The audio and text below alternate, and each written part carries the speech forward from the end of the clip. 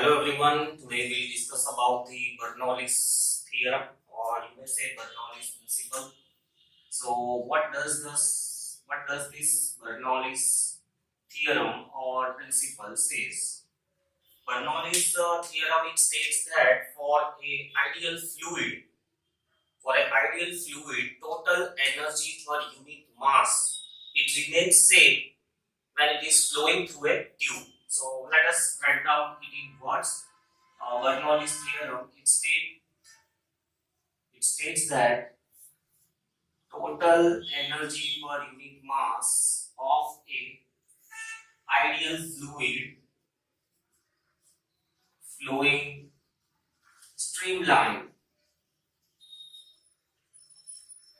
in a pipe remain constant. Remain constant in the sense the total energy, right, at one point in the pipe, and if you calculate at some other point in the pipe, the total energy will remain same. So to prove this theorem, to prove this statement, we will make use of the work energy principle. What does the work energy principle states? So to prove this using work energy principle, it states that the work done at one point appears in the form of increase in energy at some other point, right? Let's say marker is over here. So I'm doing some work in lifting the marker. So work done by me on this marker appears in the form of potential energy at this height. So let us write down here that the net work done, since it is per unit mass, right? Net work done per second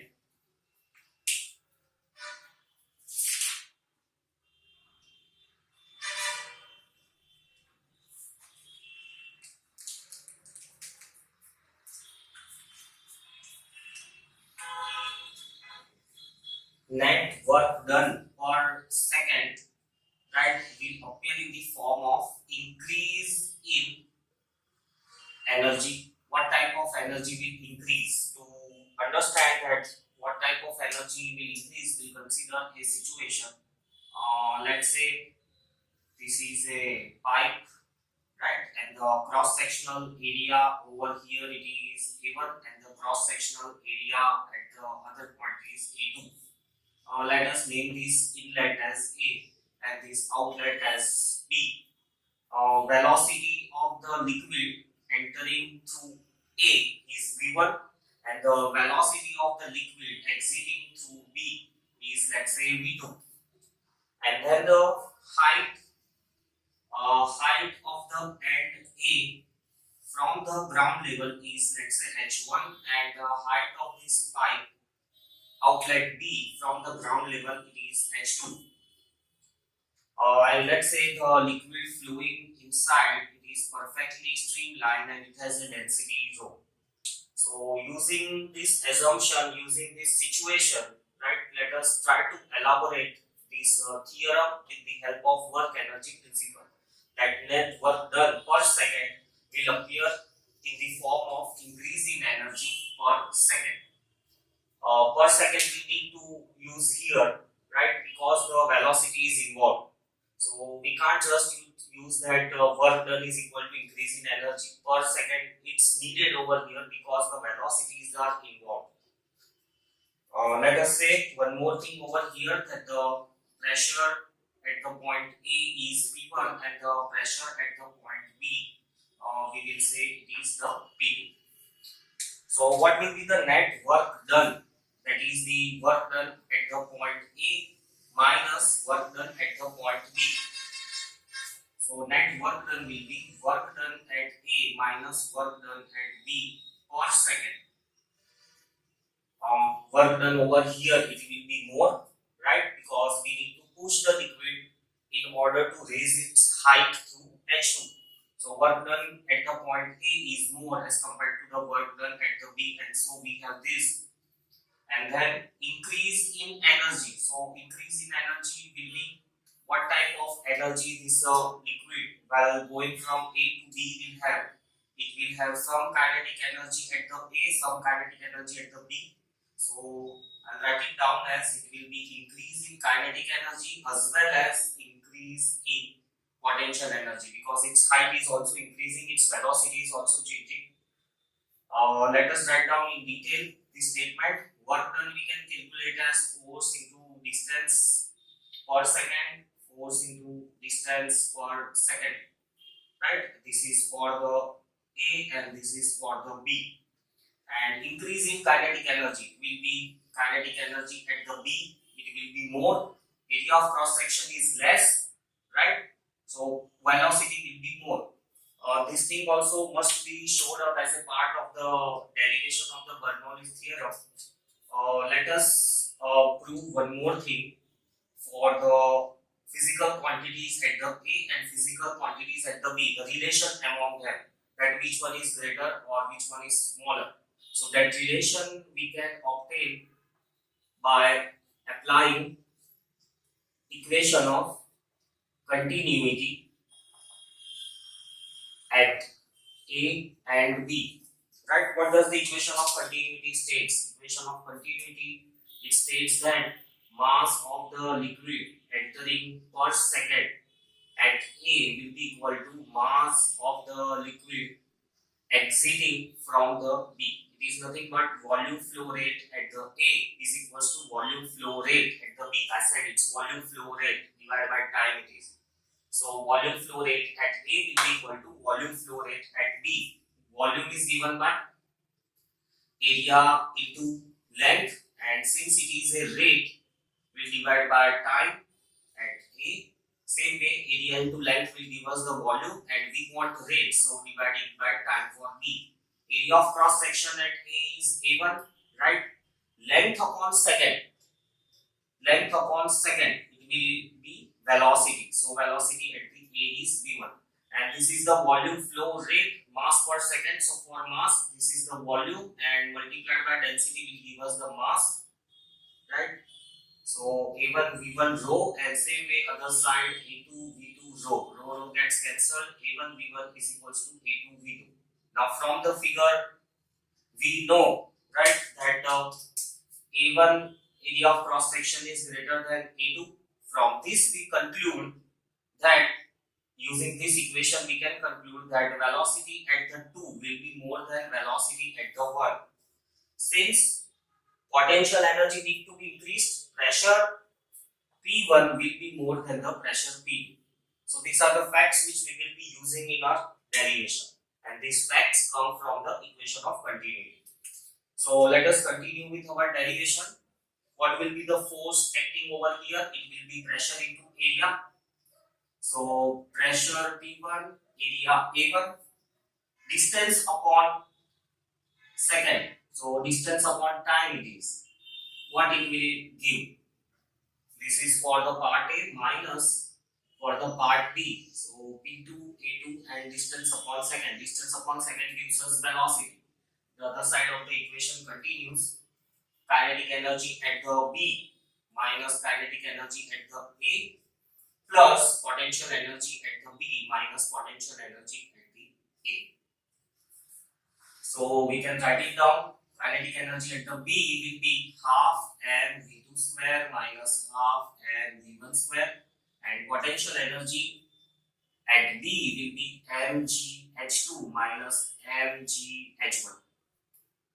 Distance upon second, it is nothing but velocity. So P1 A1 V1 minus P2 A2 V2 is equal to half m V2 square minus half m V1 square plus same things.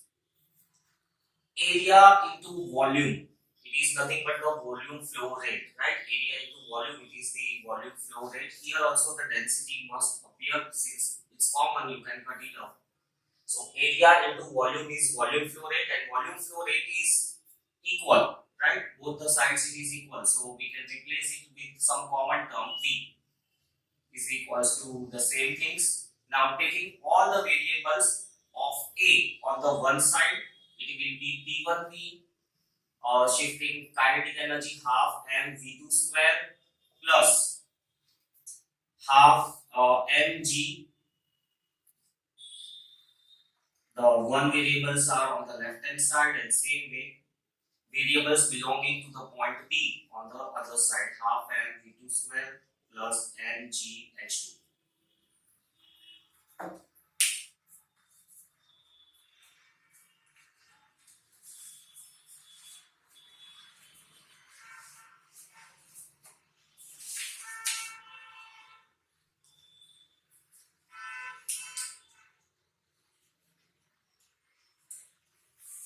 So here we have, this is the pressure energy, this is kinetic energy, and this is potential energy, right?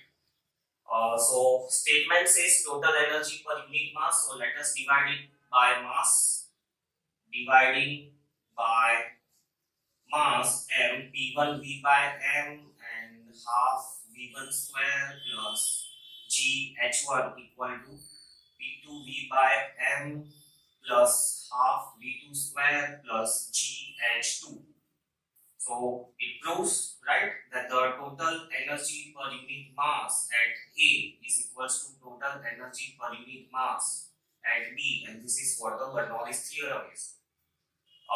This one, right, you can use this equation, or in general you can write it as P upon V by M will be density, so P by rho plus half V square plus GH is equals to constant. This is a more better equation which proves Bernoulli's theorem. Bernoulli's theorem, Bernoulli's equation. You may use even this equation for the numericals, right? Now let us divide by gravity. So dividing by gravity, P by rho g plus V square by 2g plus h is equals to constant. This is also a one more format of the Bernoulli's equation, right? What does this equation gives us? This, it is called as pressure head. This we call it as velocity head, and this one we call it as gravitational head. The word head means they all belong to a dimension of the length. It means by just adjusting the length, or you may say the dimension of the length, you can adjust pressure, you can adjust velocity, you can adjust the gravitation for a streamlined flow. So that is about the Bernoulli's equation, right? This part we call it as this is the pressure energy per unit mass. This we call it as kinetic energy per unit mass, and this one is gravitational potential energy per unit mass. So that is the another form of the Bernoulli's equation. Now this equation, let us name it as the equation number 1, equation number 2. Equation number 1, if we multiply, right, with the density throughout, so the equation will be P plus half rho V square plus rho GH. So that is equal to constant. This is the one more format of the Bernoulli's equation. We can label it as P. So now let us consider a situation in which your pipe is horizontal.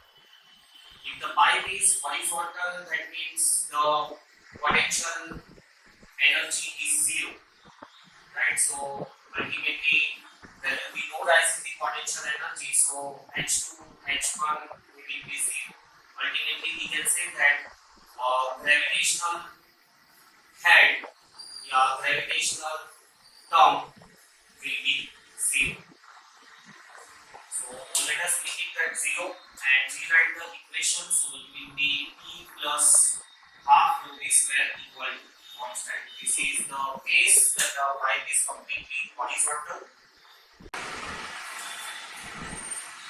So from this equation, what can we conclude? We can conclude that if the pressure, this part is increasing, the pressure head is increasing, and the velocity head will decrease, and to maintain the constantness of the flow, right? And if the pressure decreases, ultimately velocity will decrease. So this is a one important concept, that when the pressure increase, for sure the velocity of the liquid must decrease, and when pressure decrease, the velocity must increase in order to maintain the Bernoulli theorem, or you may say in order to maintain the streamlinedness of the flow.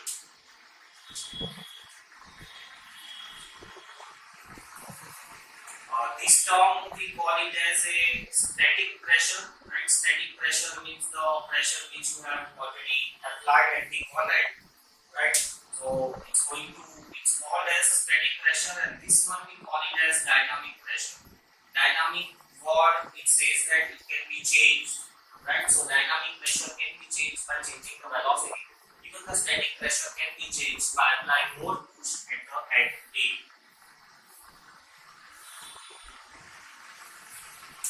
Then next we have some limitations of the Bernoulli's theorem. What does the limitations are? The first limitation, it states that velocity must be constant, and that is not possible. To maintain the same velocity, it is very difficult when it's flowing in a pipe. Then the second limitation is that no loss of energy. However, for sure, there will be a loss of energy in the form of heat. Third limitation, it states that when the liquid is flowing in a curved tube, right? So when liquid is flowing in a curved tube, centrifugal force must be considered. Here we have not considered it. So these are some limitations. These are some simple conditions. If you want to make it 100% correct, or if you want to implement it at some critical position, right, you must consider all these points. Then viscous drag we have not considered, so viscous drag must be considered, right? And last, flow must be streamlined. It must not be turbulent. So that is what the Bernoulli's theorem, its limitations are. However, we can overcome these limitations by making our calculations in much more detail. And ideal fluid is one which is perfectly non-compressible. Most of the liquids are not compressible. It must also not be viscous, so we don't have any liquid which is non-viscous. So these are some ideal conditions. Non-viscous, and it must be non-rotational. Non-rotational in the sense that the flow must be streamlined, flowing straight. There must not be any rotational motion. However, in practical conditions, there exists the rotational also. So that's all about Bernoulli's theorem. See.